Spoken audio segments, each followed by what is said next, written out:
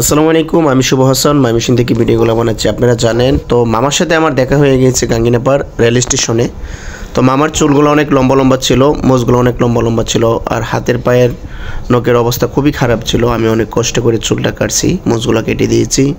তো হাতের পায়ের যে নখগুলো ছিল আমি অনেক কষ্ট করে যতটুকু কাটতে পেরেছি। তো মামার কিন্তু একটা পাও নেই, ঠিক আছে, মামার একটা পাও নেই আর একটা পাও আছে। মামা হাঁটতে পারে না, স্বাভাবিক হাঁটতে পারে না, বসে বসে হাঁটাচড়া করে। তো মামার বাসা হচ্ছে হলো ত্রিশাল বলছিল। তো দেশ ও প্রবাস থেকে যে যেখান থেকে আমাদের ভিডিওটা দেখবেন সবার কাছে অনুরোধ থাকবে ভিডিওটা একটু শেয়ার করে দেবেন, যেন তার ফ্যামিলির কাছে চলে যায়, সে যেন তার ফ্যামিলির কাছে চলে যেতে পারে।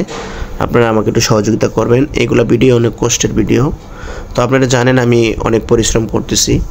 অবশ্যই আমার ভিডিওগুলো একটু শেয়ার করে দেবেন যেন সবার কাছে চলে যায়। আমার শরীরে প্রচণ্ড ময়লা ছিল, আমি চুল কেটে হাত পায়ের নখ কেটে তারপর আমি সুন্দরভাবে গোসল করে নতুন কাপড় টাপড় পরিয়ে দিয়েছি। তো আপনারা সবাই আমার জন্য দোয়া করবেন, আমি যেন ওইভাবে অসহায় মানুষের পাশে থাকতে পারি। আপনারা জানেন আমি অনেক দিন যাবৎ ভিডিওগুলো করতেছি। তো এগুলো ভিডিও প্রচুর কষ্ট, আপনারা আমার জন্য একটু দোয়া করবেন। অবশ্যই ভিডিওগুলো একটু লাইক কমেন্ট শেয়ার করে দিবেন। তো আপনাদের কাছে আমার একটা অনুরোধ থাকবে, আমার ভিডিওগুলো একটু শেয়ার করে দেবেন, সব ভিডিওগুলো একটু শেয়ার করে দেবেন। সবাই ভালো থাকবেন, আবারও দেখা হবে অন্য এক ভিডিওতে।